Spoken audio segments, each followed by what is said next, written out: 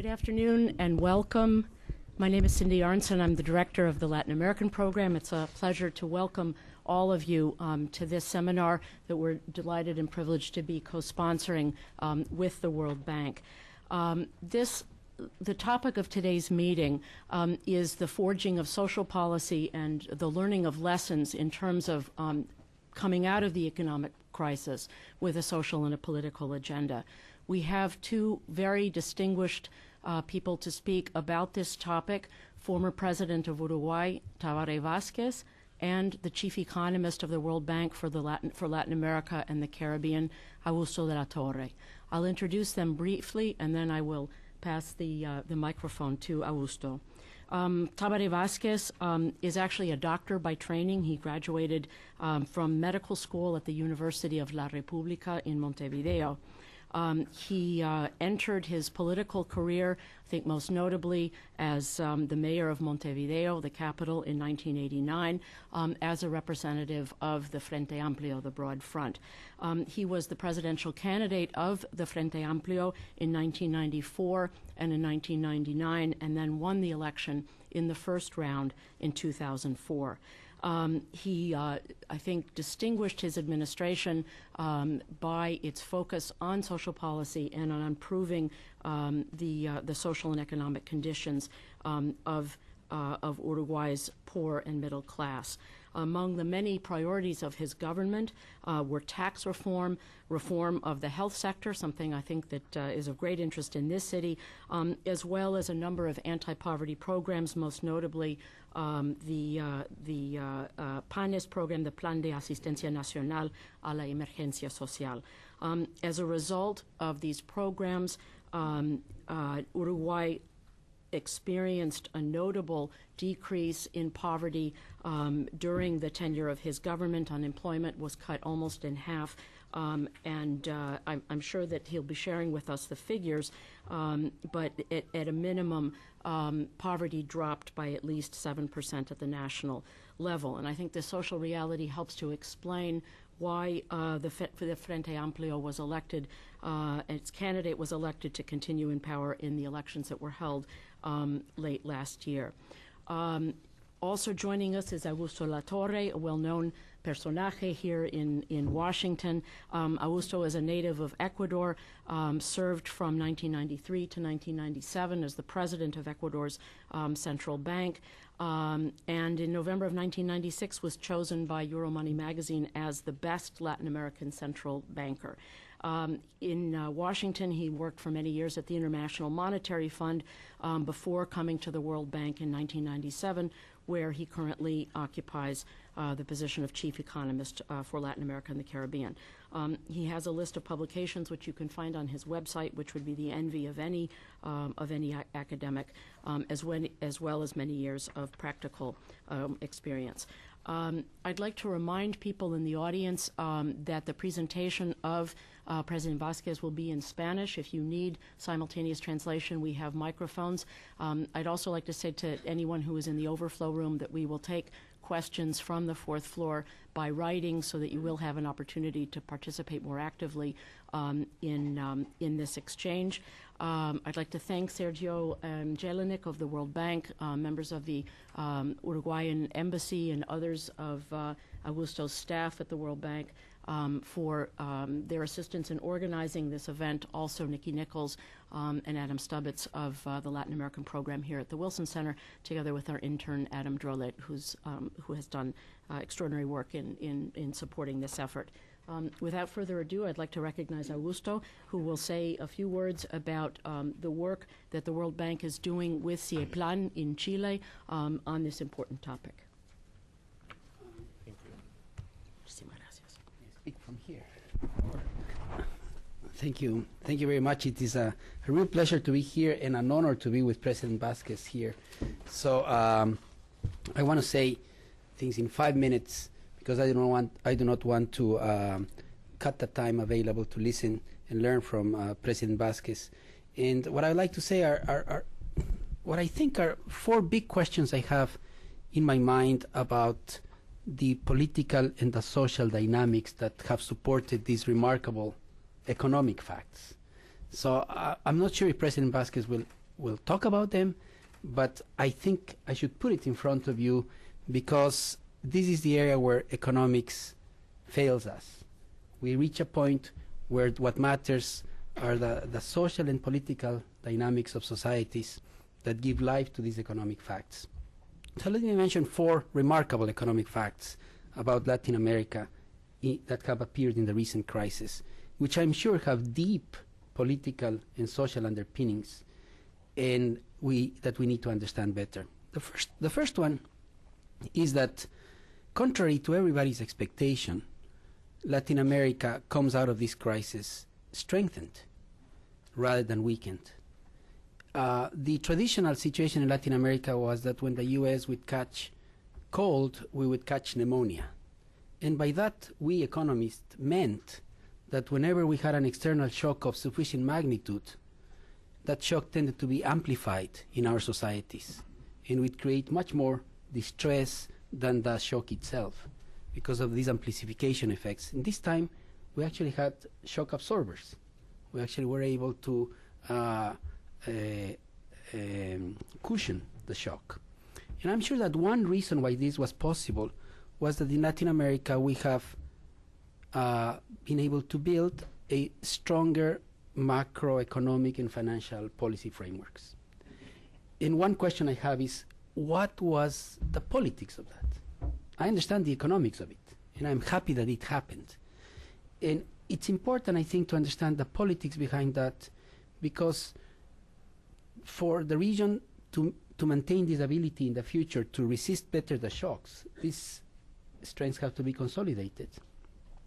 And they will only be consolidated if societies like them and even love them and are willing to make sacrifices to support them and support the institutions that give rise to this. So that's the first question.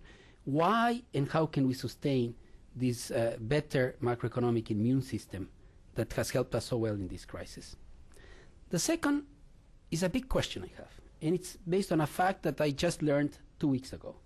And it is that the way that labor markets have adjusted during this crisis in Latin America is completely different than the past.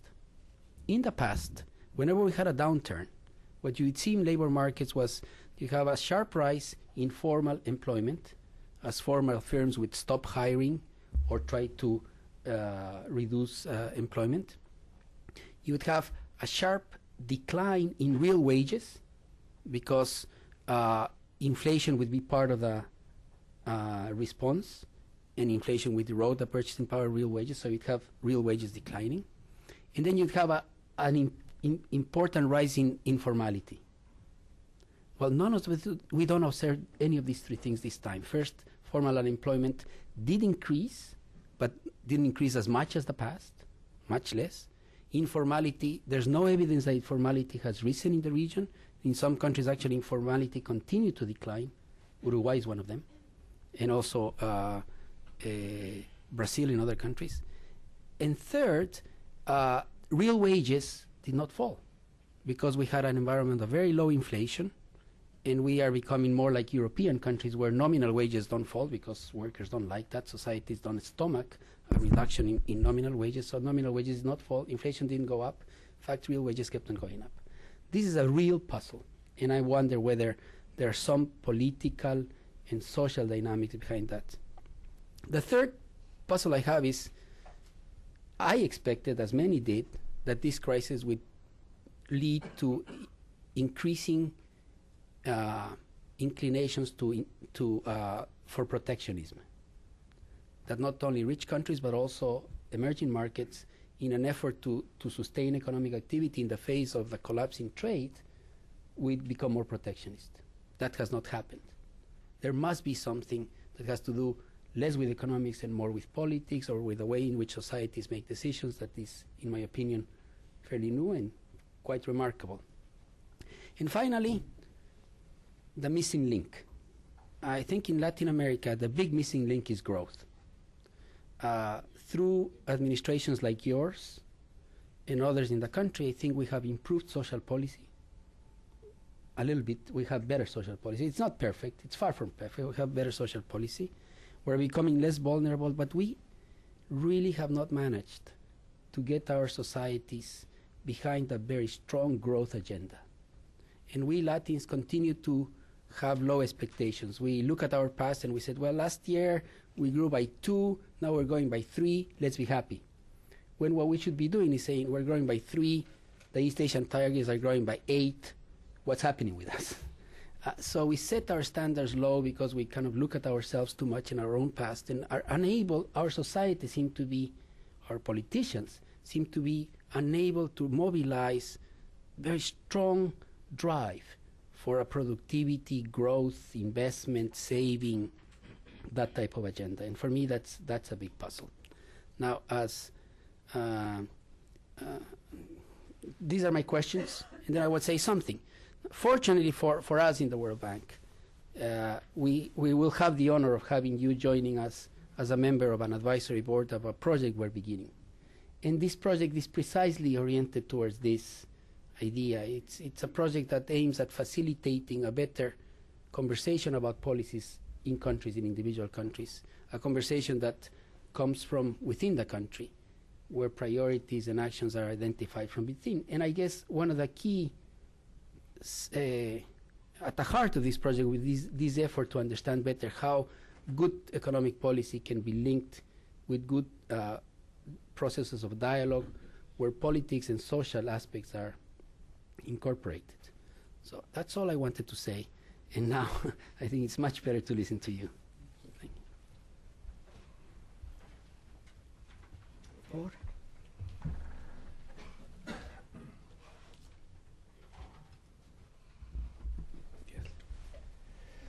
Oh my God, Augusto, for your 4 questions. I will speak in Spanish, but slowly, and I hope clear, but in Spanish.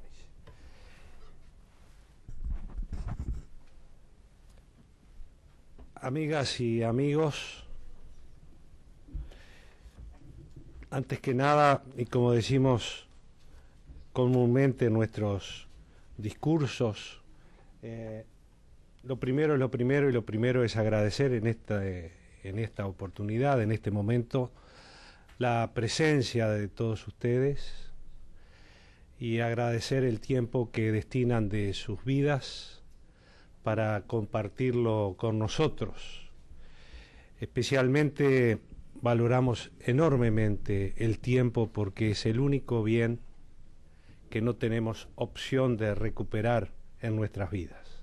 Por tanto, les agradezco sinceramente este tiempo que nos van a brindar para compartir. Quiero hacer, en primer lugar, 2 puntualizaciones. La primera de ellas, mis felicitaciones a las instituciones y personas que impulsan esta iniciativa de diálogos para el desarrollo y la cohesión social. En segundo término, mi confianza en que este instrumento que mencionaba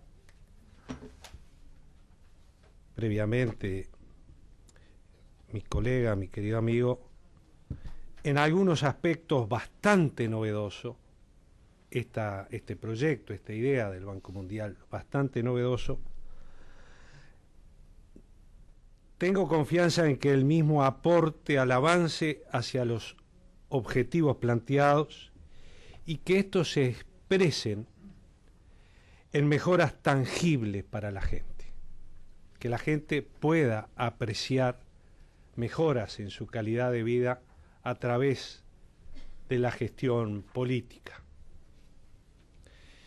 Pero bueno, dichas estas 2 cosas, como no hay 2 sin 3, una tercera puntualización que debió haber sido sin duda la primera, mi agradecimiento al Banco Mundial, a la Corporación de Investigaciones Económicas para Latinoamérica y al Programa Latinoamericano de este tan prestigioso centro, por invitarme a participar en esta presentación y en este proyecto. Y reitero a todos ustedes, obviamente, por estar aquí y por la hospitalidad con que me reciben. Dije hace un instante que esta iniciativa tiene algunos aspectos novedosos que la hacen especialmente interesante desde mi muy modesto punto de vista. Uno de esos aspectos que creo es muy interesante, es que a diferencia de otros proyectos que parten exclusivamente de las recetas de los técnicos, este parte de la experiencia de la sociedad, desde abajo hacia arriba. Y creo que eso es muy saludable, porque en materia de desarrollo y cohesión social, lo importante no es lo que se dice, sino lo que la gente vive cotidianamente. Otro aspecto más saludable aún es que la iniciativa es de diálogo entre los gobernantes, el sistema político, la sociedad civil, las organizaciones no gubernamentales, y no se basa en discursos. Por cierto, no todos los discursos son aburridos, muchos son brillantes y convincentes, pero aún así, solo con discursos no alcanza. Estamos en una época de concretar propuestas. A veces se nos acusa de un cierto aumento de nuestro pragmatismo, pero como médico sé que no se puede perder el tiempo en situaciones extremas. Hay que hacer un diagnóstico positivo y preciso de la situación para establecer las terapéuticas adecuadas. Por lo tanto, esta intervención no será un discurso.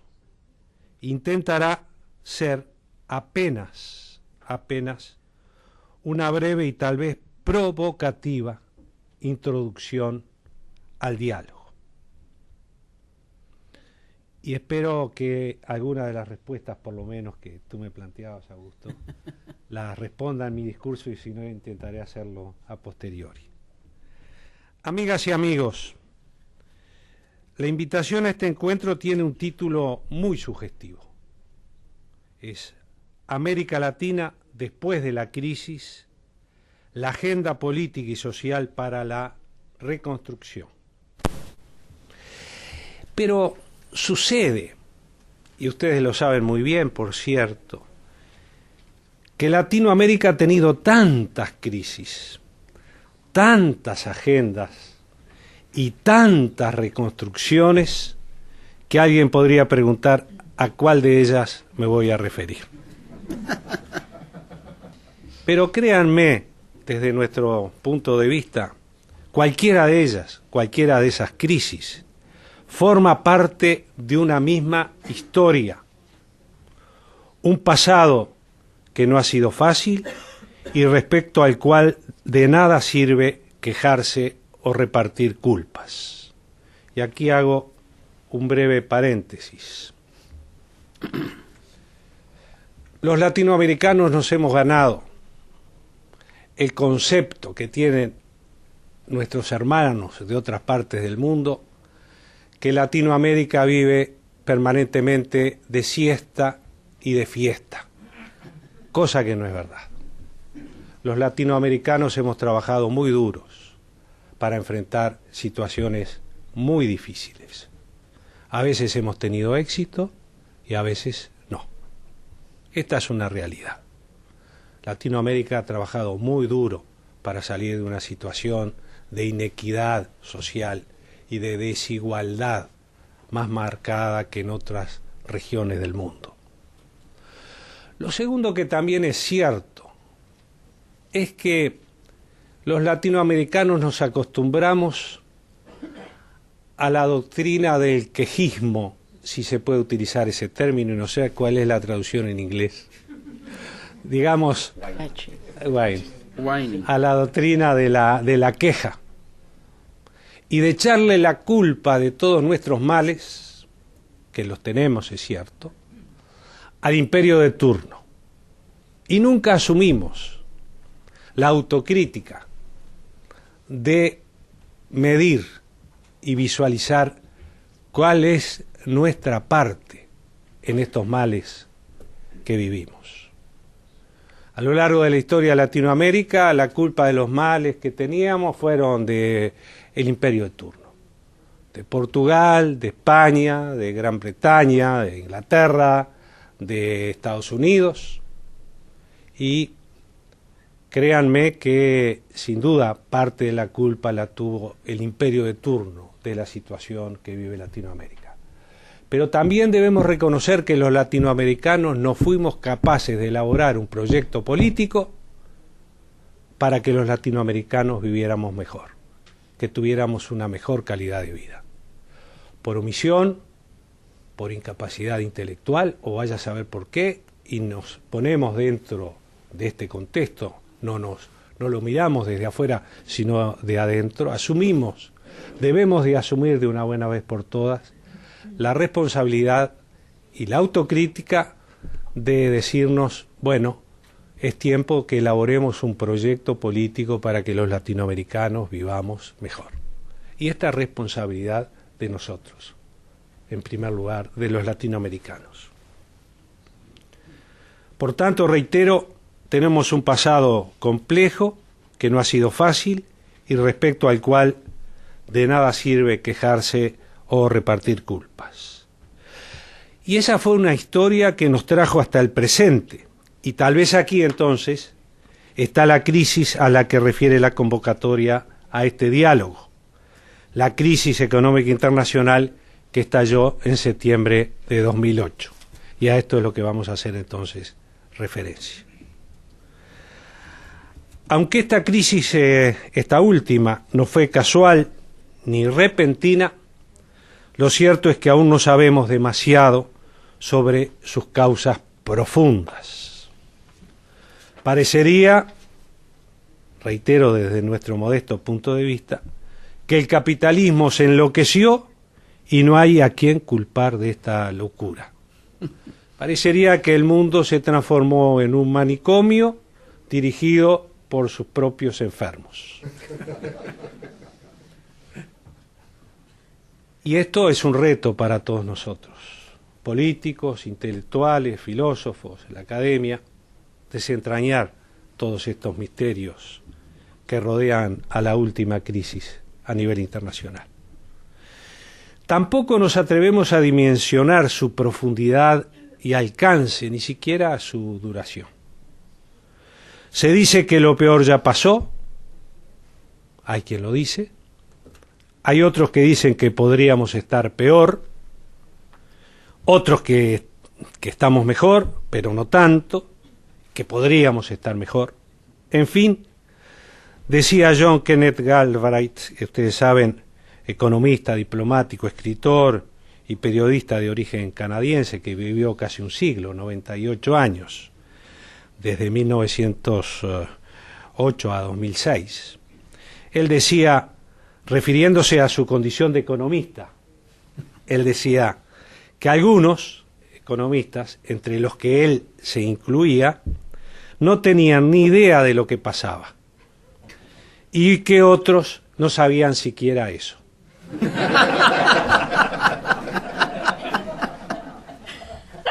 Pero entre tanta incertidumbre, creo que algunas cosas están claras. Y para llegar a un diagnóstico ajustado tenemos que ir aclarando las cosas, las situaciones. Primero, a diferencia de crisis anteriores, la de septiembre de 2008 no tuvo como epicentro a los países emergentes. Surgió en los países centrales. Reitero, no es una queja ni un reproche, es un dato de la realidad. 2. También es un dato de la realidad que aunque nuestros países latinoamericanos no fueron, entre comillas, culpables de la crisis, también han sufrido sus consecuencias. Algunos más, otros menos, pero ninguno ha sido inmune a la misma. En el caso de Uruguay, Si la crisis no impactó más duramente, realmente no fue un golpe duro para Uruguay esta crisis, la pudimos sobrellevar bastante bien. Si así fue porque desde 2005 veníamos perfeccionando nuestro marco institucional, realizando reformas estructurales, consolidando la estabilidad macroeconómica, despejando el horizonte de amortizaciones de deuda pública, promoviendo inversiones, sobre todo hacia el sector productivo, incluyendo los servicios, por cierto, dentro del sector productivo, creciendo económicamente y fortaleciendo la red de protección social. Si ustedes me piden que brevemente defina esta ecuación con dos términos, yo diría que apostamos al crecimiento económico con justicia social. Y ello nos permitió no solo amortiguar los efectos de la crisis, sino que también durante el año 2009, como consecuencia, creemos nosotros, del prudente manejo fiscal de los años anteriores, pudimos destinar recursos para implementar medidas de apoyo al sector productivo y al empleo. Apostamos al empleo decente como la mejor política social que podíamos llevar adelante. Generar puestos de trabajo decente para nuestra gente. Llegamos al gobierno con una desocupación bruta de un 13%. Más adelante vamos a ver en qué situación nos encontramos en este momento. B. La economía creció en el año 2009, Uruguay no entró en recesión, la economía creció un 2%. Según proyecciones del Fondo Monetario Internacional, Uruguay fue uno de los pocos países de la región cuya economía creció durante el año 2009. Fue un crecimiento modesto respecto al registrado en años anteriores, promedialmente 6,7 a 7% anual entre 2004 y 2008, por encima del promedio de la región en cada uno de esos años. Pero modesto, pero crecimiento al fin en un contexto internacional muy complicado. Otros países lamentablemente registraron porcentajes menores y hasta negativos en la región. C. La deuda pública bruta, y acá tengo que hacer un alto también y expresar mi reconocimiento a queridos colegas, conciudadanos uruguayos, el caso de Teneri, que está aquí presente, es uno, por el excelente manejo profesional del tema de la deuda externa uruguaya. Apostamos fuertemente a que este tema no se manejara de manera política, sino de manera profesional. Y reconozco, Carlos, la brillante tarea y el esfuerzo que ustedes realizaron aquí con respecto a este tema. Y así fue que la deuda pública bruta se ubicó en el 65% del PBI, porcentaje similar al del año 2007, en plena crisis, y 32 puntos menos que el que se registraba cuando asumimos el gobierno. Era, cuando llegamos al gobierno, de un 100%. En el año 2009 fue de un 69%. Y la deuda pública neta fue del 31% del PBI y en el 2004 era del 66% del PBI. Y al cerrar el año 2009, las reservas internacionales de Uruguay ascendían a 8.027 millones de dólares, 26% del PBI.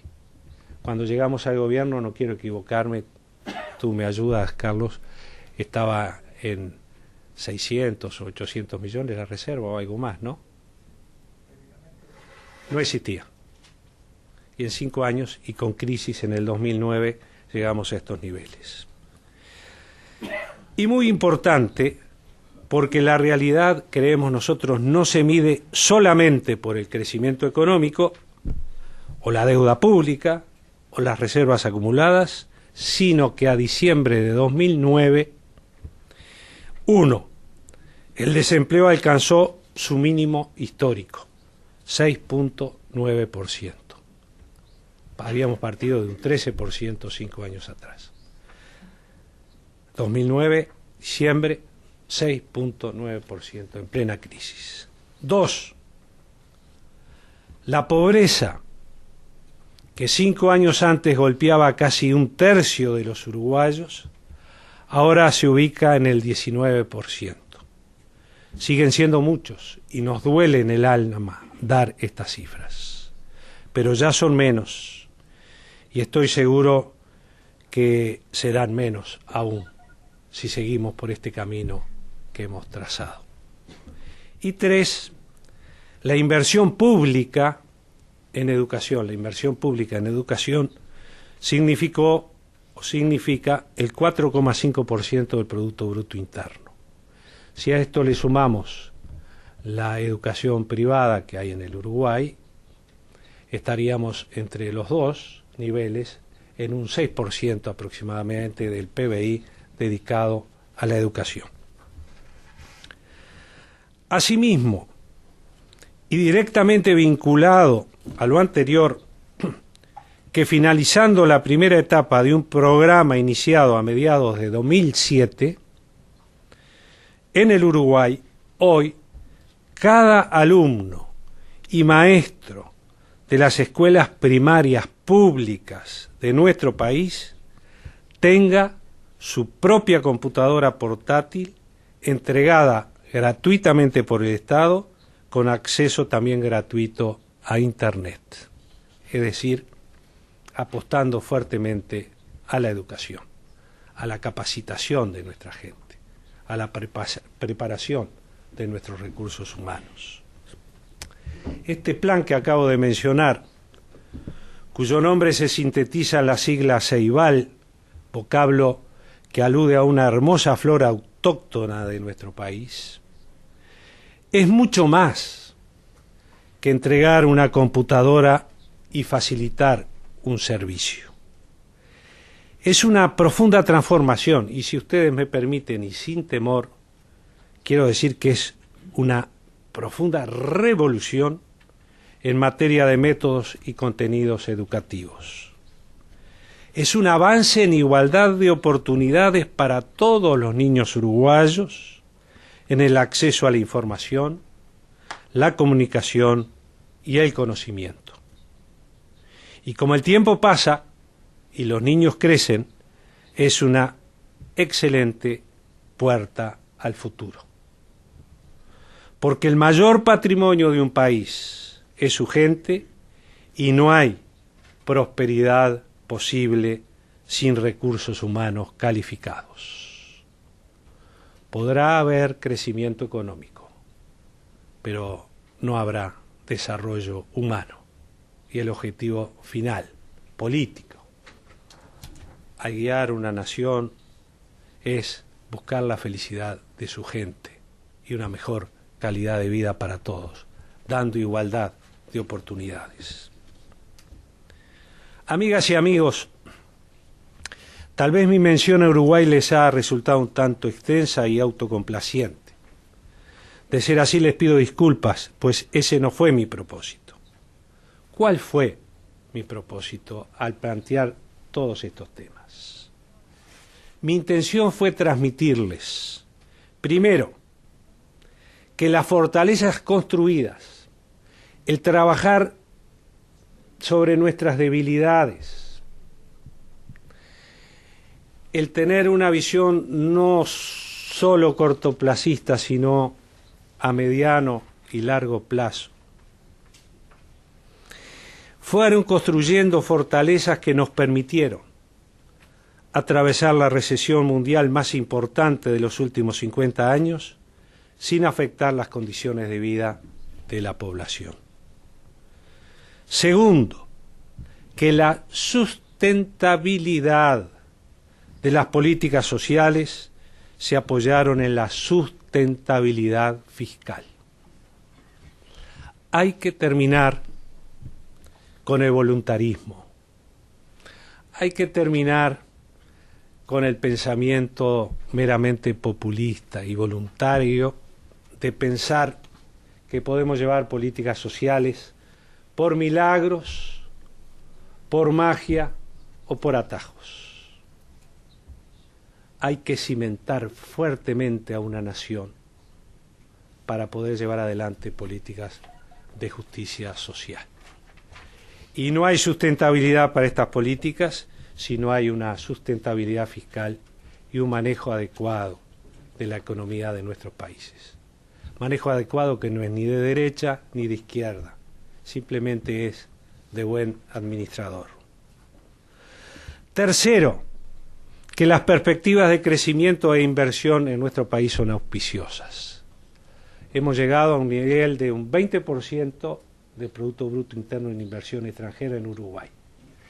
Partimos al inicio de nuestro gobierno de un 6% de inversión extranjera en el país. Y esto se fue ganando con confianza. No confianza solo y exclusivamente en el gobierno de turno, sino confianza en el país. Porque la recuperación de un país se hace entre todos y a través del diálogo o no se hace. No se hace ni por decretos ni por imposiciones. Hay que convencer a la gente y trabajar en conjunto para poder llevar adelante este tipo de políticas.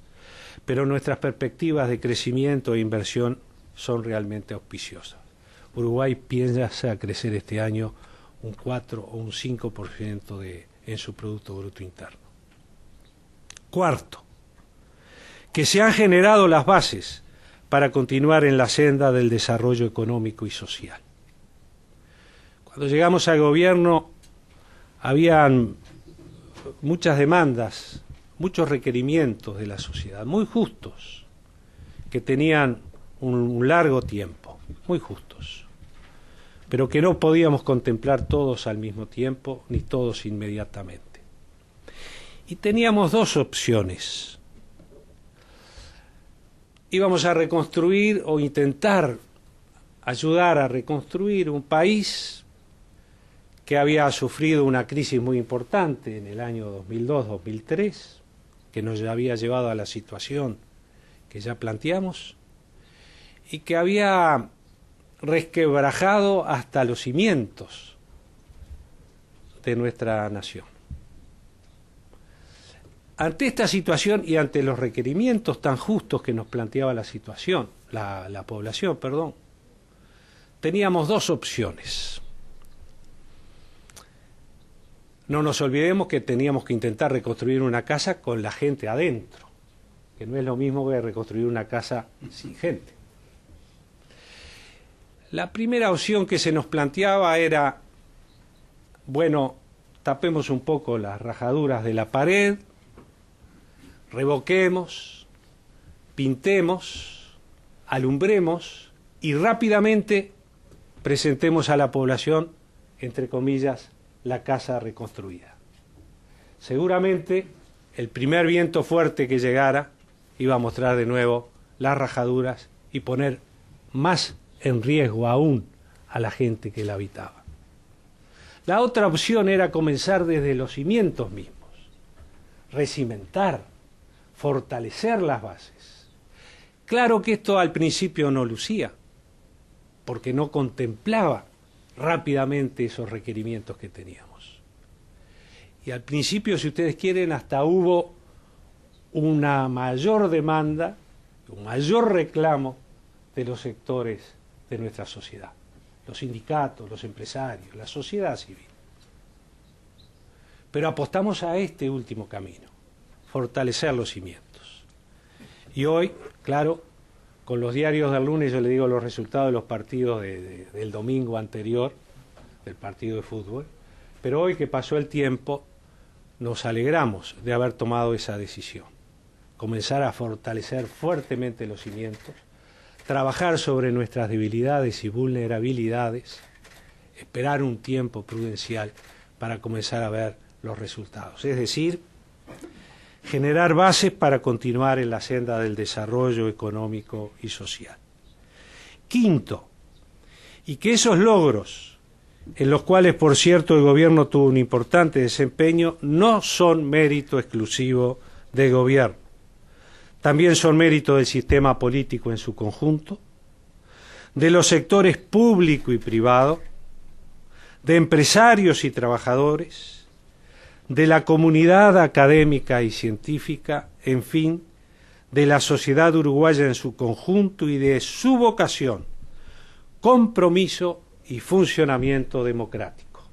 Y quizás esté contestando, Augusto, tu primera pregunta. La democracia es para los uruguayos nuestra lengua materna, nuestro aire habitual, ese aire que cada uno de nosotros respiramos sin darnos cuenta, pero que lo necesitamos para vivir. Para los uruguayos la democracia es ni más ni menos que ese aire habitual, que lo respiramos diariamente, que amamos profundamente. Es cierto que en nuestro país hubo interrupciones del sistema democrático, pero para los uruguayos, créanme, que más allá de un modelo político es una forma de vida la democracia.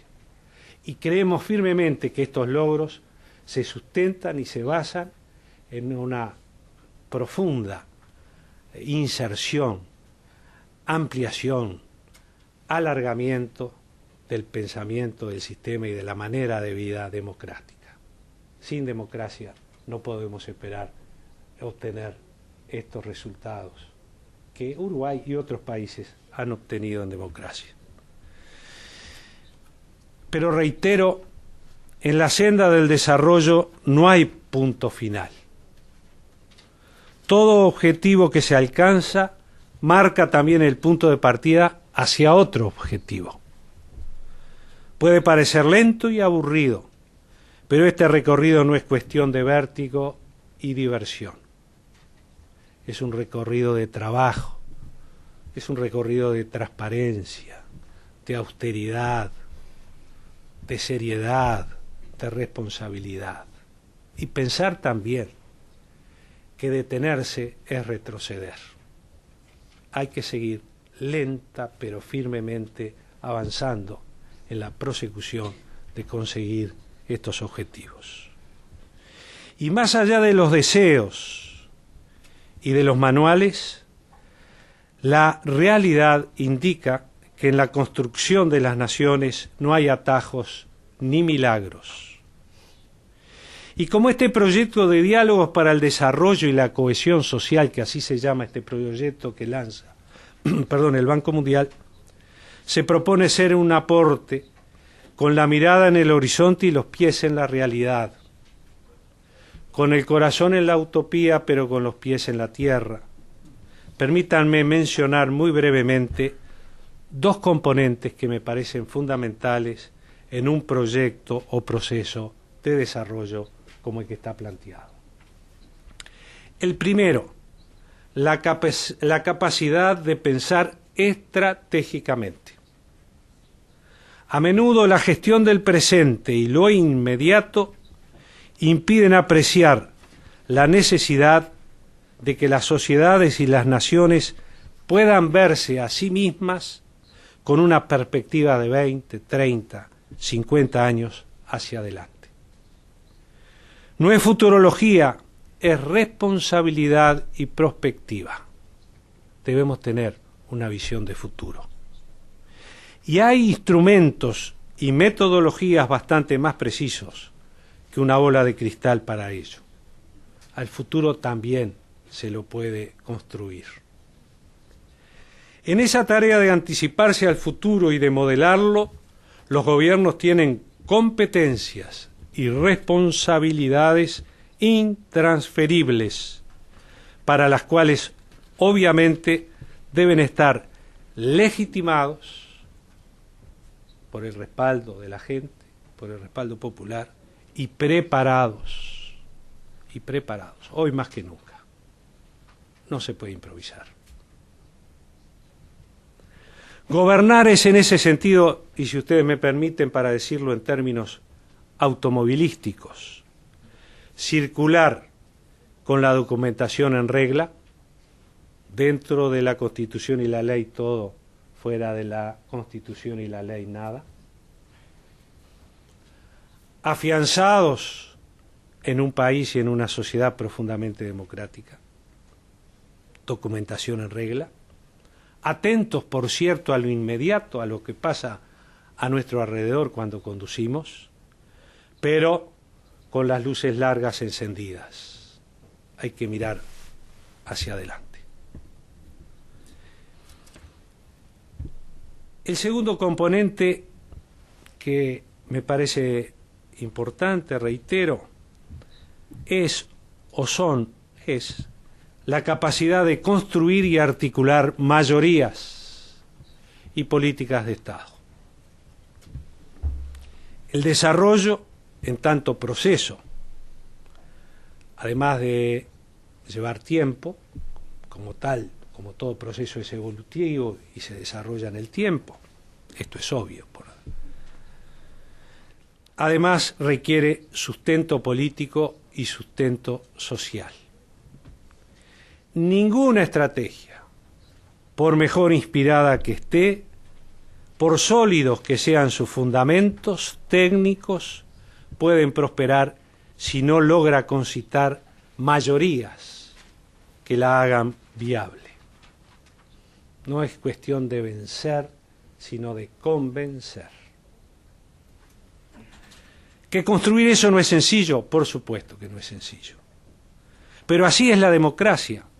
Requiere, por citar algunos actores y factores, los voy a ir simplemente nombrando, y quizás alguno de ellos lo desarrolle. Gradualismo.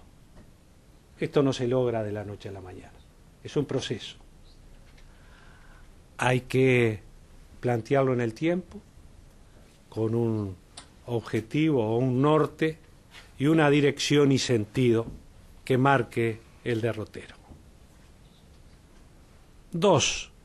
Consensos básicos en la sociedad. Augusto planteaba el tema de el relacionamiento, la forma, creo que fue su tercera pregunta, de lograr en el mundo del trabajo acuerdos, o por qué, mejor dicho, la pregunta está planteada en un momento de crisis, no creció el desempleo, pero tampoco creció la informalidad. Y en el Uruguay buscamos llevar adelante un diálogo social donde participó el gobierno, los empresarios y los trabajadores.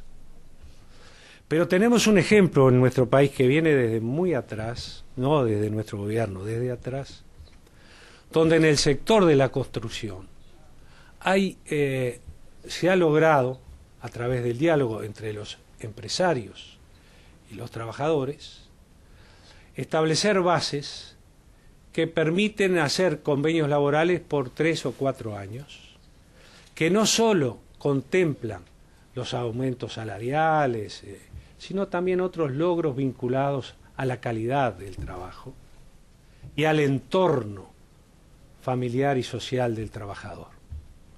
Y a través de aportes de empresarios y descuentos que se hacen a los salarios de los trabajadores, se ha establecido un fondo en ese sector de la economía que ha permitido que previo a la reforma de la salud social, de la salud que llevamos adelante, ya existiera a través del apoyo de ese fondo establecido por empresarios y trabajadores, la posibilidad de pagar la asistencia médica o algunos respaldos sociales a los hijos de los trabajadores de la construcción.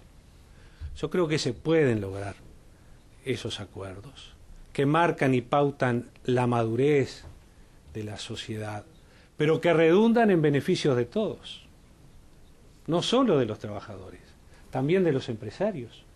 La conflictividad en el sistema de la construcción en el Uruguay, la conflictividad laboral es muy baja. Es muy baja. Y logran acuerdos muy importantes sin que participe nada más que el empresario y el trabajador.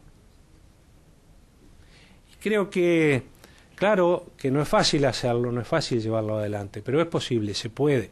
Tenemos que creer en nuestras posibilidades. Tenemos que creer en que hay cosas que parecen irrealizables, pero en la práctica, con gradualidad y con diálogo, se pueden lograr avances realmente importantes. Decíamos entonces consensos básicos en la sociedad, legitimidad en los elegidos para gobernar, control por parte de los electores. El tema no es que hay mayor democracia en un país porque cada 5 años el ciudadano va y vota y después se va para su casa y que se arregle el gobierno, cualquiera sea su signo político, durante los 5 años como pueda, porque para eso lo elegimos. Yo creo que cada uno de nosotros, en la medida de nuestras responsabilidades y de nuestras posibilidades, tenemos que ejercer la noble tarea de ser ciudadanos, de la ciudadanía. Y los ciudadanos deben controlar a los gobiernos, deben exigirle transparencia, respuestas a sus problemas, apertura, diálogo. Mecanismos que puedan regular los conflictos que existen en toda sociedad, porque sería ilusorio pensar que no va a haber conflictos. Los hay, siempre los hay, en cualquier familia, en nuestras familias. Los hay, con más razón en una sociedad, pero tienen que existir mecanismos que puedan regular esos conflictos. Movimientos sociales y políticos representativos, activos, con capacidad de exigir, pero también de proponer, de comprometerse y sobre todo para nosotros los políticos, de cumplir los compromisos que adquirimos. No tener, no el gatillo fácil, sino la palabra fácil de prometer lo que sabemos que no vamos a poder cumplir. Y un sistema político capaz de articular respuestas adecuadas. La democracia, bueno tenerlo siempre presente, no es un adorno, es el núcleo mismo del desarrollo. Por eso debemos cuidarla enormemente. Sobre todo en tiempos donde se comienza a cuestionar la democracia porque ésta no da respuestas concretas a los problemas cotidianos de la gente. Como ustedes saben, amigas y amigos, y no me olvidé, la democracia no es un envase vacío. Su contenido requiere ciudadanía activa, informada, participativa. Es importante resaltarlo en estos tiempos de, entre comillas, videopolítica, usando la expresión acuñada por Giovanni Sartori. Esa expresión de que aparece todo en las imágenes de la televisión y esto se transforma en la videopolítica, tan propensa a confundir ciudadanía con teleaudiencia, política con espectáculo, argumentos con insultos y debate con griterío. De una buena vez tenemos que aprender que no tiene razón el que grita más, sino el que tiene mejores fundamentos.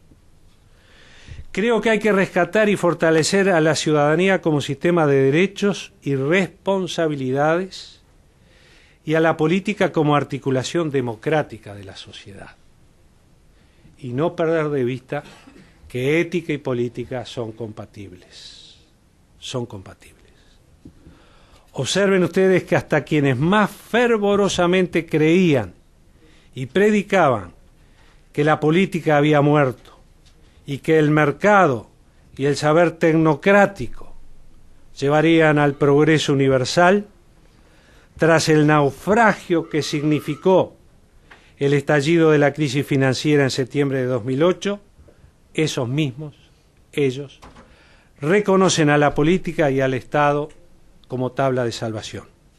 Y vaya si se aferran a esa misma tabla que antes despreciaban.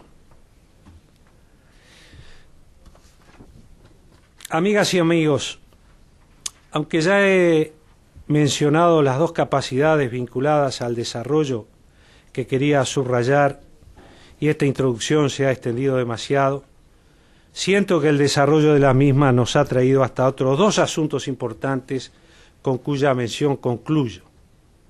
Voy a responder aquí abriendo un paréntesis a una de las preguntas que se me planteaba sobre el proteccionismo en el ámbito del comercio. Simplemente una definición, y reitero una vez más desde mi muy modesto punto de vista. El proteccionismo es al comercio lo que el autoritarismo es a la democracia. Los países de Latinoamérica, los países del mundo subdesarrollado, me refiero en esta oportunidad y en esta ocasión a los países latinoamericanos, hemos aprendido muy bien, creo, de las crisis anteriores. Y hemos escuchado las recetas que se nos han dado desde el mundo desarrollado. Abrir nuestras economías, no subsidiar, en pocas palabras, abrir puertas y ventanas, abrirnos al mundo para oxigenar nuestras economías y nuestra vida social.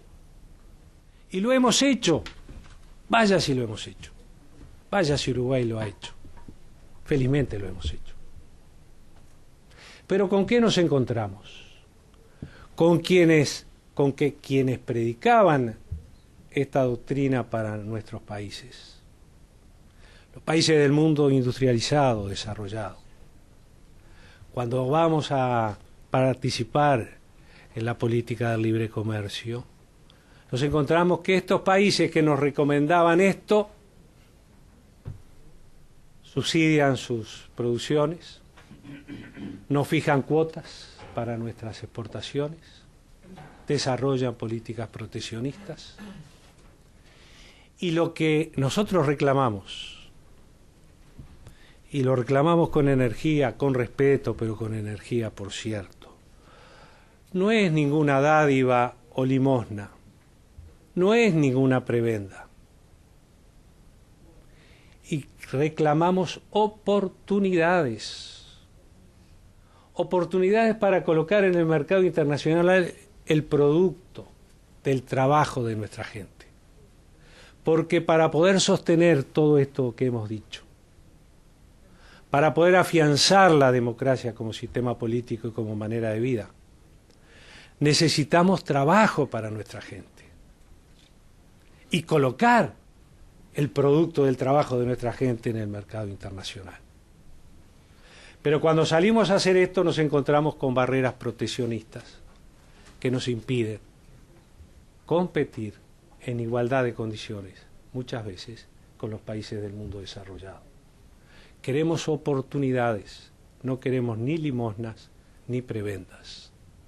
Creo que este es uno de los elementos a discutir a nivel internacional y esperemos que podamos avanzar en ese camino.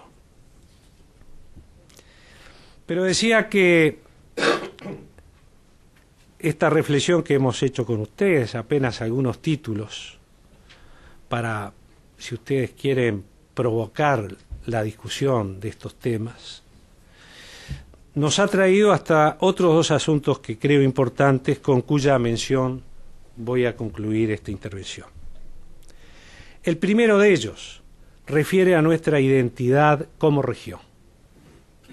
Basta repasar la cantidad de siglas que dan nombre a organismos o iniciativas referidas a la integración latinoamericana para constatar que no hay otra región en el mundo que le iguale en vocación, creatividad y perseverancia integradora. no hay. Hemos creado cuánto organismo de integración regional se pueda pensar. Y quizás ya estemos pensando en crear algún otro. Pero difícilmente haya también quien la supere en ineficacia para lograr el objetivo. Muchos ruidos y pocas nueces. Demasiados diagnósticos y consultorías, demasiados. Vivimos de diagnósticos y de consultoría en consultoría. Si esto pasara en el terreno médico, cuando terminamos con el diagnóstico del enfermo, los familiares están conmemorando 2 o 3 años de su fallecimiento. Demasiados discursos y declaraciones. Miren, en estos 5 años de gobierno no sé en cuántas cumbres participé, con unas declaraciones hermosísimas. A veces perdíamos media hora, 40 minutos, y iba un punto y una coma, 2 comas, eso es lo que digo. Hermosísimas, ¿eh? Mire, a veces hasta se me caían las lágrimas. No sé si de pena o de risa, pero la verdad es que es así. Y me culpo a mí mismo, ¿eh? No me pongo fuera de los grados de culpabilidad. Demasiadas cumbres, reuniones, seminarios y conversatorios. Pero la verdad es que nuestros pueblos, nuestra gente, nuestra querida gente, nuestro querido pueblo, no viven los resultados tangibles de tanta actividad. Y cuando salimos a recorrer el país y hablamos con la gente y nos preguntan, ¿y qué resolvieron en la última reunión del Mercosur? Y yo no sé qué decirles. No sé. Porque si saco todos los papeles de la declaración, primero que no los van a leer, y segundo que cada vez van a creer menos en nosotros. Y en política tenemos que aprender que la verdad no es lo que los gobernantes y los políticos dicen, sino que la verdad es lo que la gente vive. Y a la gente hay que darle respuestas concretas a los problemas concretos que tienen. Recorriendo el país y hablando con la gente y siendo presidente del país, algunos ministros de mi equipo me decían al principio, ¿no?, cuando dije, vamos a recorrer el país y hablar con la gente. No, quién sabe qué te van a pedir. Nos van a exigir cosas que no vamos a poder cumplir. Eso es no creer en la gente. Nadie nos pidió que construyéramos castillos, ni islas flotantes, ni los jardines colgantes de Babilonia. Nos pedían cosas muy simples, que generáramos más posibilidades de puestos de trabajo, que tuvieran una mejor educación, salud para su gente, posibilidad de una alimentación adecuada. Mire, en la campaña de 2004, perdonen que me extienda, pero uno se apasiona con estos temas. Fuimos a un país del norte, a un lugar del norte del país, en el departamento de Artigas, frontera con Brasil y Argentina, allá en el vértice del Uruguay, y en un pequeño pueblo, una pequeña ciudad, Bella Unión. Estaba en campaña, yo no era presidente todavía, estaba en plena campaña. Y recorría el pueblo, hablaba con la gente, aprendía con la gente. Uno aprende todos los días, hasta con el más humilde de los ciudadanos, uno aprende todos los días, aprende mucho. Y estaba recorriendo la calle y venía con la gente, y venía un hombre joven, de unos 30 y pocos años, no tenía más que eso, con 2 o 3 niños, hijos, de la mano. Era cerca del mediodía, iban a un comedor público, a una de las ollas populares que se habían creado para atender la emergencia que el país vivía.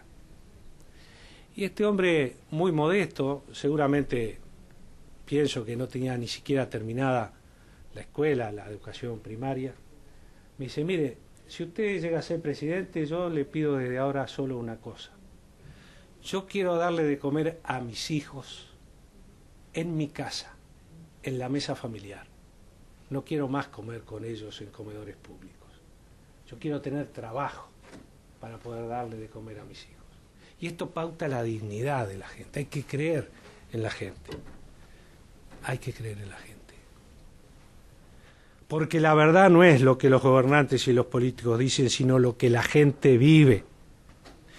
Yo no soy un descreído de la integración. Por el contrario, en nuestro país los uruguayos, desde la noche de nuestra historia, desde nuestras más profundas raíces, en la doctrina y en el pensamiento artiguista de nuestro prócer, él ya hablaba de la necesidad de que los pueblos de la región se integraran.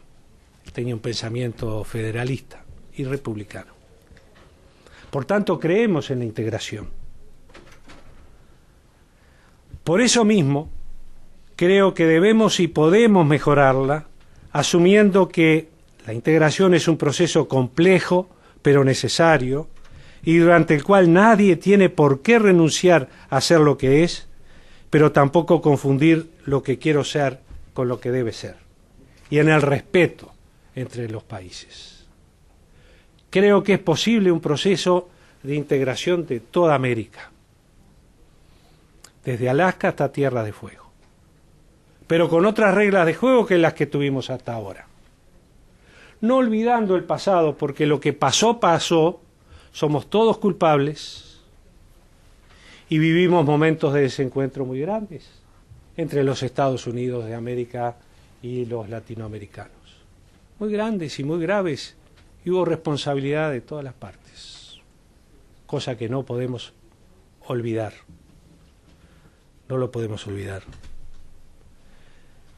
Pero creo que es posible, sobre la base del respeto mutuo, de la no intervención en asuntos internos de otras naciones, de la libre autodeterminación de los pueblos, del respeto al derecho internacional, de establecer la posibilidad de un gran proceso de integración de las Américas.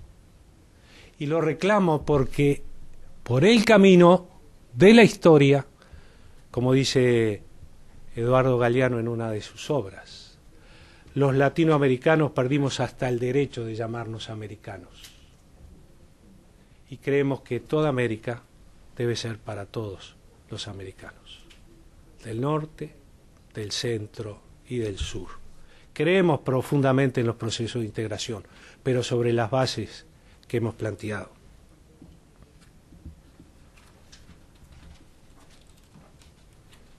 Sin perjuicio de todo esto, debo dejar bien en claro que es cierto que sobre las posibilidades de desarrollo de nuestra región pesan factores de los cuales los latinoamericanos no somos los únicos ni los principales responsables. En esa lista de factores podríamos incluir, por citar algunos, además del que nos convoca, la crisis del 2008, ya mencionada, el cambio climático o ciertos actos terroristas y conflictos bélicos en los que los latinoamericanos nada tenemos que ver, pero cuyas consecuencias también sufrimos. Yo veo con asombro cuando se discute el tema del cambio climático, que se quiera igualar el daño al medio ambiente que producen los caños de escape de los combustibles, de los automóviles, de los aviones, permítanme con toda delicadeza lo quiero decir, los caños de escape de nuestro ganado vacuno, porque se pretende culpar del tema de la contaminación del medio ambiente a la emanación de gas metano de los desechos digestivos de los países que producimos ganado, que explotamos la ganadería. Creo que tenemos que jugar con reglas muy claras y asumir cada uno de nosotros nuestras responsabilidades.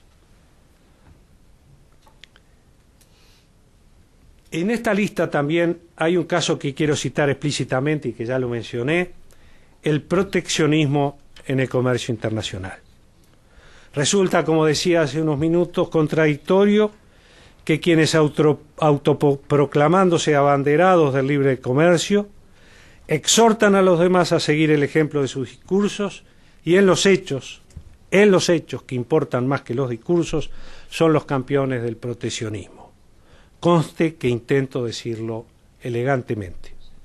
Lo que quiero decirles, sin ningún intento elegante, es que sobre este asunto no hay confusión posible ni excusas aceptables. El proteccionismo, repito, es al comercio lo que el autoritarismo es a la democracia. En las últimas décadas, con muchísimos sacrificios, muy dolorosos en muchos casos, nuestros países han logrado importantes avances en términos de democracia. Aún nos falta, siempre faltará, pero vamos avanzando. También hemos avanzado en materia de crecimiento económico y de disminución de la pobreza y la indigencia. Pero para consolidar lo avanzado y avanzar más aún, para que no entre un descreimiento de nuestra gente en el sistema democrático, no necesitamos, reitero, limosnas ni privilegios. Necesitamos nuevas oportunidades.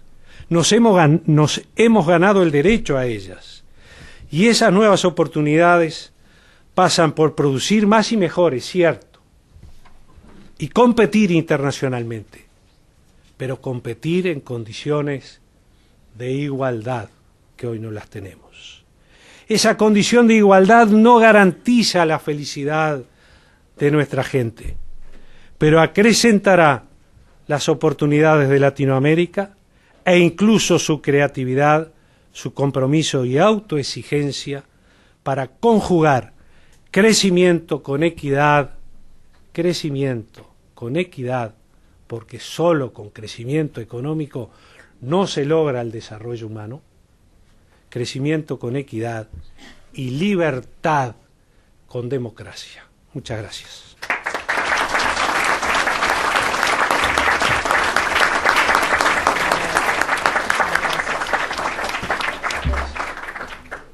With your indulgence, we'd like to open the floor for some questions. ¿Cuánto tiempo más tiene? Unos 20 minutos. ¿Qué tal? Poco. Okay. We'll do as many as we can. Please wait for a microphone and identify yourself by name and by institution.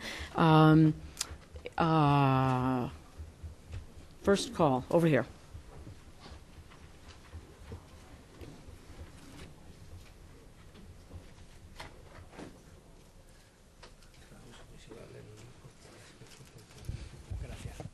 Señor presidente, Santiago Tábara, de la agencia Notimex. Usted mencionó varios panoramas en Latinoamérica, pero no mencionó las críticas que recibió tanto el Banco Mundial como el FMI, como eran culpables de todo en la región. ¿Usted cómo ve ahora que se ha cambiado o se ha modificado el discurso de estas instituciones internacionales? Vamos a tomar. Okay. We'll take another right here. Yes. Adam, right behind you. There you go. Mi nombre es Francisco Nieto. Yo hablo por mí mismo. Presidente, yo le quisiera hacer una pregunta. Usted nos ha llevado un recorrido por todos los países. Quisiera oírle su opinión respecto a Venezuela. Okay. We have a question from the overflow room from Matthew Schewel from the Inter-American Dialogue. Does the success of Chile, Brazil, and Uruguay in the past decade prove that the Washington consensus was right? Why don't we start? We'll start with those three. Yo hablé de pragmatismo, pero me olvidé de decir que para algunas cosas se necesita también una anestesia. Y me estoy haciendo las preguntas sin anestesia, así, crudamente. Oh my God.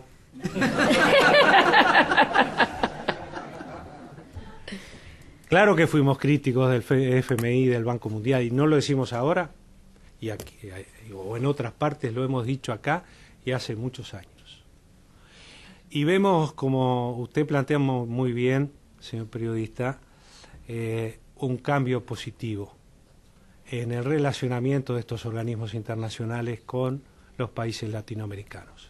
Quizás el mejor ejemplo que pueda dar es el que se planteaba con este proyecto del Banco Mundial, donde se busca, en un sentido inverso, participar y ayudar a los países latinoamericanos a encontrar una mayor gobernabilidad, una mayor cohesión social, una mayor participación de la gente en el diseño de su futuro. Esto lo vemos bien. Quizás la prédica de críticas de tantos años que hemos llevado adelante, y yo como presidente de la principal fuerza política de izquierda en el Uruguay durante varios años, criticamos duramente al Fondo Monetario Internacional y al Banco Mundial, y lo criticábamos muchas veces por las recetas que nos llegaban, y que en el año 2002-2003, Uruguay, por ejemplo, vivió una crisis regional que casi lo hace desaparecer del mapa, y era solo una crisis regional siguiendo las recetas que se nos daban desde los organismos financieros internacionales. Con todo respeto lo digo. Con todo respeto. Y abogábamos por otro tipo de políticas que llevamos adelante y que resultaron exitosas, o por lo menos algo exitosas, o parcialmente exitosas. Este llamado del Banco Mundial, y también un llamado que hay del Fondo Monetario Internacional, de lo que no quiero adelantar mucho porque todavía no está concretado, pero va a haber una reunión en los próximos minutos, buscan situar, y creo que con la mejor intención, a estos organismos internacionales en la dimensión de la real problemática que nuestros países tienen, y que nuestros países también pueden dar respuestas positivas para superar situaciones de crisis como las que hemos vivido. Así que en ese sentido comparto con usted que este cambio de rumbo, que no implica para nada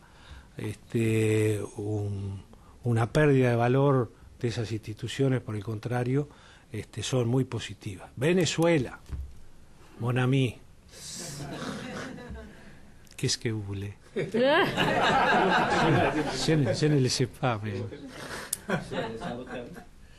Mire, en mi país, y eso lo hemos aprendido todos los uruguayos, aprendimos siempre que hay que respetar la autodeterminación de los pueblos y la no injerencia en asuntos internos de otros países. Venezuela es una admirable, yo voy a hablar de Venezuela, usted me pidió Venezuela, yo voy a hablar de Venezuela. Venezuela es un admirable país, un hermoso país, usted seguramente lo conoce, un país muy importante, con riquezas naturales muy grandes, con una población maravillosa. Basta recorrer distintas ciudades de Venezuela, no solo su capital, Caracas, sino y estar en contacto con la gente para ver la riqueza humana que tiene Venezuela. Venezuela ha adoptado un gobierno determinado libre y voluntariamente por la población, y bueno, ese gobierno maneja el país como entiende que debe ser manejado. Uruguay tiene excelentes relaciones con Venezuela, con su gobierno, como las tiene por suerte con todos los países de la región, de toda América. Para nosotros es de sustancial importancia mantener buenas relaciones con todos los países. Somos un país pequeño, muy dependiente. Y en ese sentido debo reconocer que hemos logrado acuerdos muy importantes con el gobierno de Venezuela, en el comercio, por ejemplo, de petróleo, de crudo. Nosotros no tenemos por ahora, parecería que va a aparecer en Uruguay petróleo y gas natural, ya está en una etapa casi de prospección en el Río de la Plata, en territorio uruguayo, territorio marítimo uruguayo, la prospección, porque parece que hay depósitos de gas natural muy importantes y de petróleo, que hasta el momento no teníamos, éramos tremendamente dependientes. Y en un momento donde el precio del valor del crudo por barril se disparó, cuando llegué al gobierno en el año 2005, el barril valía $43 y llegó a valer casi 150, y nosotros dependemos, la producción de energía fundamentalmente en Uruguay era hidroeléctrica en el 60% y el resto por el petróleo y teníamos que comprar petróleo, encontramos en el gobierno de Venezuela y de su presidente Hugo Chávez una respuesta muy positiva a los requerimientos de Uruguay, a tal punto que nos vendía crudo pagando una cierta parte del mismo al contado, un cierto porcentaje, y el resto con productos de producción uruguaya a largo tiempo. Hubo un intercambio comercial muy importante. Recibimos apoyos para el desarrollo de algunas políticas sociales también por parte del gobierno de Venezuela. Financió parte de la recuperación del sistema del servicio de emergencia del hospital universitario por 17,5 millones de dólares, que estaba en muy malas condiciones, se atendía a la población más pobre, y una donación también de 3 millones de dólares para hacer el nuevo Instituto Nacional del Cáncer, que lo apreciamos. Es decir, que tenemos excelentes relaciones con Venezuela, con su país como pueblo y con el gobierno de Venezuela. Esto es lo que le puedo decir. ¿Cuál es el...? No, yo lo que me refería más que todo es que usted ha hablado de una forma de gobierno, su país. Venezuela está más o menos dentro de esa misma idea, porque en realidad es la idea de desarrollo, democracia. Usted habla de vivir en democracia. Se respira esa democracia en Venezuela también. Se comparte todas esas cosas. Yo me refería más que todo era sí, eso. ¿Cómo lo ve usted? Usted es presidente, usted tiene la gran libertad de poder decir. Yo lo entiendo, sí, pero tengo la gran libertad, pero también tengo el compromiso como ciudadano uruguayo de no entrometerme en los asuntos internos de otros países. Por tanto, hasta aquí puedo llegar. ¿Y sobre el consenso de Washington? Que lo vamos a hacer al revés con el Banco Mundial. Muy bien. Muy bien. Vamos a empezar Muy desde bien. abajo. Ok. Ojalá, inshallah, como dicen. Ojalá realmente rinda los frutos que todos esperamos. Yo, mi aporte va a ser muy modesto a todo esto, va a ser realmente muy modesto, pero me comprometí convencido que hay que explorar por lo menos este nuevo camino. Este camino no está trazado, no está hecho, digamos, no está profundizado, se inicia. Yo creo que merece un proyecto de este tipo con estas características, merece el apoyo para explorar hasta dónde se puede llegar y los frutos que pueden dar. Dicen las Sagradas Escrituras, por sus frutos lo conoceréis. Perhaps one or two last questions. Over here on the side, and then here, Ambassador Mesto.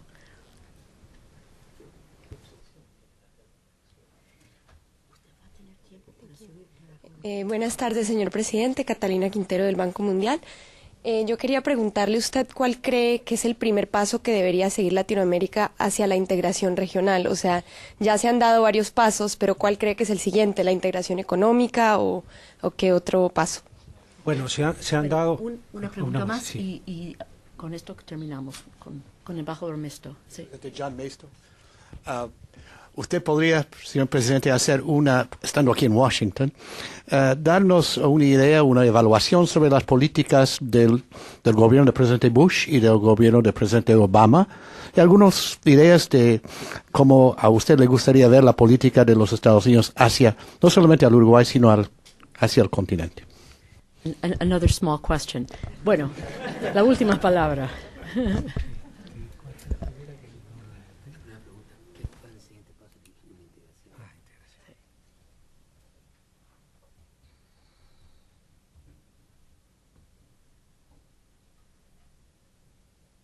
Bueno,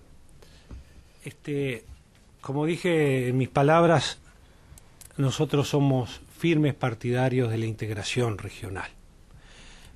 Es una muletilla que se usa mucho, pero es verdad.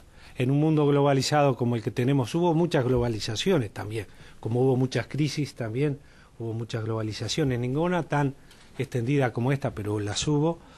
Es necesario para los países integrarse por región. Por cierto, para los países pequeños, sin duda, pero también para los grandes países.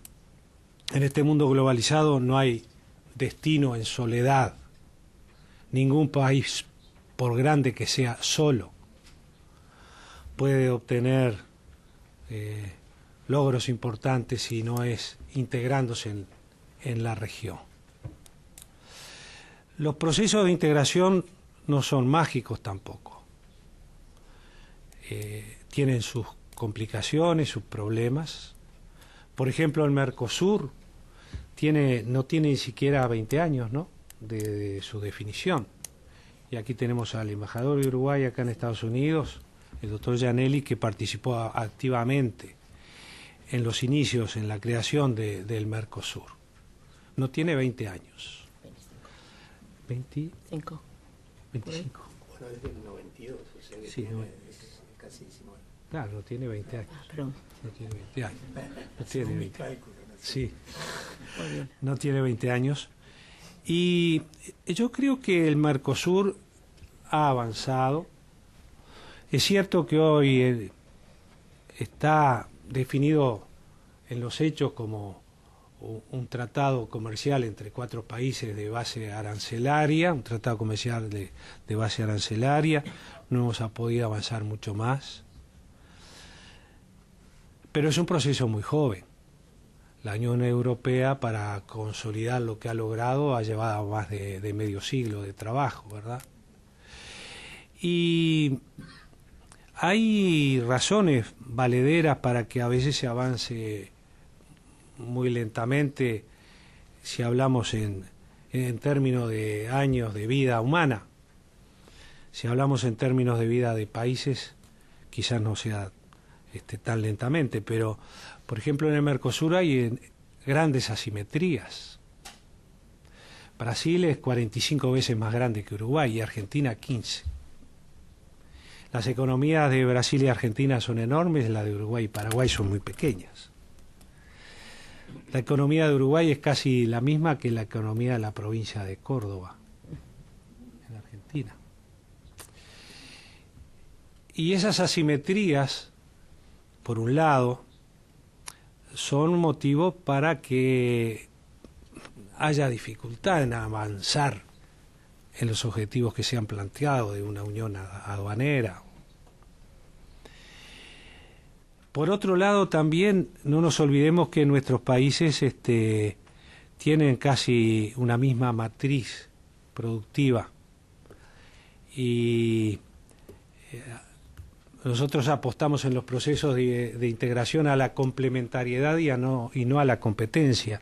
Y hoy en día los requerimientos que existen en nuestros pueblos, en nuestras naciones, nos llevan muchas veces a que compitamos entre nosotros. E incluso hasta que desarrollemos políticas proteccionistas dentro del propio bloque, entre los países del propio bloque. Y esto dificulta el avance de una integración real. Nosotros propugnamos por más y mejor Mercosur. Por eso mismo Uruguay fue el primer país que votó la integración de Venezuela al Mercosur. Después lo votó Argentina, bueno, ahora Brasil, y Paraguay creo que no lo ha votado todavía, el Congreso no lo ha votado. Pero creemos en los procesos de integración y creemos que hay que trabajar mucho para superar todas estas dificultades. Por ejemplo, en el Mercosur se creó lo que se conoce como FOSEN, o fondos estructurales, donde los grandes países como Brasil y Argentina ponen fondos, dineros, cantidades importantes, comenzamos con 100 millones, y el 98, 97, 96% lo ponían entre Brasil fundamentalmente y Argentina, y un 3%, un 4% entre Uruguay, que ponía un poco más, y Paraguay. Pero estos fondos estaban destinados para atender obras de infraestructura, de mejoramiento social, etcétera, etcétera. Se recibían parte de estos fondos de manera inversa a lo que se colocaba, es decir, Brasil y Argentina reciben menos dineros de estos fondos para estas obras y reciben más Paraguay y Uruguay, en un intento de ir limando en algo esas asimetrías existentes. Pero creemos que un proceso que son de fundamental importancia los procesos de integración. Mi saludo a usted, por cierto. Nos conocemos hace mucho tiempo, tuve el gusto de conocerlo hace muchos años. Creo que antes de ser presidente, ¿verdad? Mi saludo también respetuoso, como no podía ser de otra manera, al presidente Bush y al presidente Obama, pero solo voy a hablar de la relación de Estados Unidos con los países de Latinoamérica. La primera parte de su pregunta, por las mismas razones que ya expuse, la voy a obviar. Yo creo que podemos llegar a un proceso de integración de todas las Américas, sobre las bases que ya establecimos, ¿verdad? Del respeto mutuo. Claro, Uruguay es un pequeñito país perdido en el mundo, pequeñito. Estados Unidos es la primera potencia mundial. Hay que reconocer estas diferencias. Pero los países son países por sobre todo su dimensión. Y la construcción de los países lleva mucho trabajo, mucho sacrificio, muchas alegrías, pero también muchas lágrimas, sangre, dedicación, compromiso. Y creo que sobre la base del mutuo respeto, sobre la base del reconocimiento mutuo de nuestras diversidades, de nuestras diferencias, de nuestro pasado, que es un pasado común, aunque existieran desencuentros, yo creo que sobre esa base y no la base de una hegemonía, podemos plantear un nuevo relacionamiento y una gran integración, como dije hace algunos minutos, desde Alaska hasta Tierra del Fuego. Creo que, por lo menos, permítame decirle que es un sueño personal. Y sé que también de mucha gente. On that note, please join me in thanking President Tabaré Vázquez and Manuel Torre from the World Bank.